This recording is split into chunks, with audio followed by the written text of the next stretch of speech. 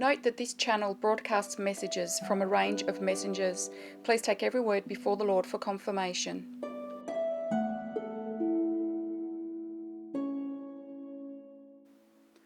G'day, I'm Rachel and this is FirstFruitTas. I felt led to share a short teaching on why Christians shouldn't borrow.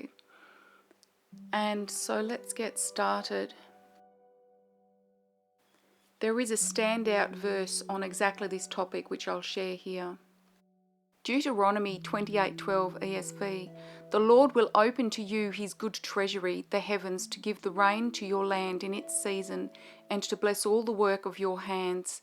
And you shall lend to many nations, but you shall not borrow.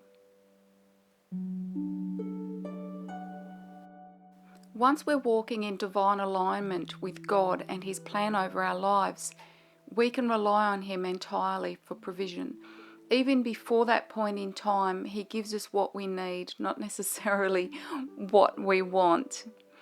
Now, to step into this season of blessings, oftentimes we have to go through a refining process with God. So he will strip away relationships, he'll strip away stuff, clutter, he will strip away mindsets, and he will build our faith. He is the author of our faith. And if you can go with the flow of what God is doing in your life, if you are tapping into Holy Spirit and you're obedient to what Holy Spirit is ministering to you, you can step into this place of fulfillment where you have supernatural faith and you know that God will provide. You know that you know that you know what it is that God is doing in your life from day to day. And you have a confidence that when you spend money, you're putting it where God is happy for it to go, where he wants it to go. He will instruct people on how to spend money under certain circumstances, but also we can just get to a place where we just know in ourselves what is an appropriate way to spend the money. For example, it might be that your children are needing clothes and you know that's your ministry, looking after your children. And I'm not suggesting that we should go and spend millions of dollars on buying top brands for our children. It might be that God has placed you in circumstances where that's appropriate, but for many of us it might not be, and it simply means meeting our needs in the way that is necessary and that is biblical, that is in obedience with God's leading. So once we're in that place where we have supernatural faith and we have full confidence that God will take care of our needs, that we are headed in the right direction, that we're on that narrow path that God set out for us, we shouldn't need to borrow because God will provide, and it's scriptural that we won't be borrowing. And when we do borrow, we're undermining God's ability to A, keep us on the narrow path, and B, provide for us. I want to share a little anecdote. One of my children had a really glass half empty attitude, and she was always saying, oh, I want this, I want to go here, I want to do that. Once I was handing her a chocolate biscuit and we were in a narrow hallway and nobody else in the house, and her vision was so negative that she was saying to me, oh, where's mine? And I was literally handing her a chocolate biscuit, but she couldn't see it. Well, we need to be aware if this is us in our walk with God. So if we go out and borrow money and God was intending to bless us with the resources, money, the people that we need in our life to fulfill our purpose, because we're all here on purpose, then we're undermining God, and we are less likely to remain on that narrow path. We fall away from this place of blessing and God's favor. Another thing is that because that daughter was constantly asking for things, it didn't give me an opportunity to surprise her. Now, I'm not suggesting that we shouldn't pray to God and request things. We absolutely should, and we must, says Holy Spirit. But the equivalent in our walk with God would be if, for example, we believe we need a new car and we rushed out to get a loan for $10,000 and buy a car that we think would work for us. Basically what we've done is disallowed God, deprived him the opportunity to gift us a vehicle. And I'm not suggesting that you just have blind faith and that this is something he'll do for everybody, but definitely there are circumstances where if it's in God's plan for you that you will have a different vehicle to the one that you have, or that you will have one where you didn't have one, he will provide a vehicle, or he will guide you to make the right purchase. He is outside of time. He knows all things. He knows which vehicles are available and which is going to be the perfect one for you. He has guided me in the past to downsize from a 10-seater four-wheel drive van to a hatchback, knowing that I would be doing a lot of travelling over the next few years and that I would need to keep my travel costs down.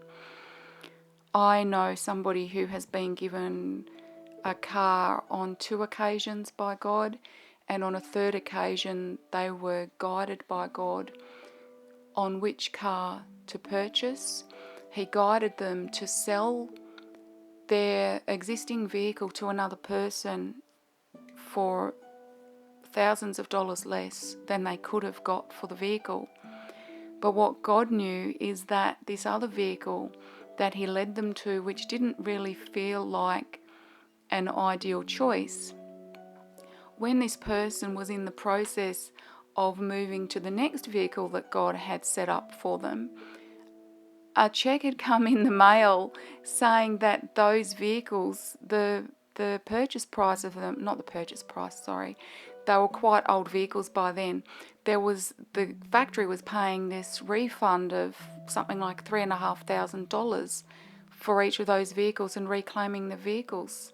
So, there's no way that this person could have known that God was working through all these different situations. And if they hadn't listened to Holy Spirit regularly and obeyed his leading, that vehicle that they got this refund for, so they ended up effectively with an extra $3,500 in their pocket for no particular reason, but it was a blessing from God. That vehicle never even would have been theirs if they had not followed God's leading. And so it's just really, really important with all things to be sensitive to God. Give him time to speak to you. If you don't believe you're hearing from God, then I always promote kingdompresenceministries.org. They have a wonderful collection of resources for developing your skills, whether you're someone who has never heard from God or is accustomed to listening to God. Those resources are really, really helpful. So what should you do if you're already in debt?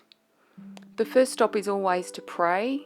God can work in absolutely miraculous ways.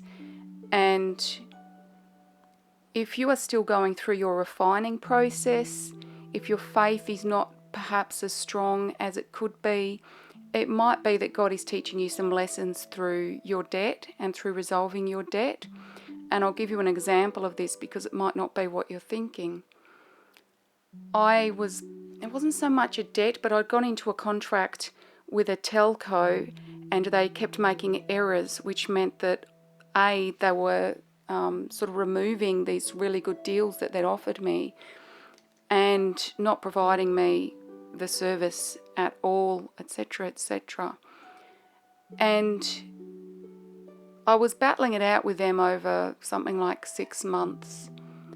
And what God taught me through that process, it started out with just little things like staying calm, being very loving to the people I was dealing with on the other end of the phone, and giving it to God and having faith and trust in him. And by the end of that process, God had actually blessed me. So as part of that deal, I was buying an iPad, and in the end, I was given the iPad without having to pay a cent of the contract as compensation for the fact that the telco had had accidentally removed these really good deals from my account. So definitely, if you're in debt, set it as your goal to be out of debt and to not borrow. And just look to God, eyes on God all the time. Learn to be sensitive to His leading, learn to be obedient to Him, and just have joyful expectation of the ways that He will provide, initially to remove the debt and then to provide for you without you going into debt. We can demonstrate our faith to God by not borrowing, but trusting that He will provide whatever it is that we're needing, and He will reward us for our faith. I pray that this video blesses you. Have a beautiful day. God bless.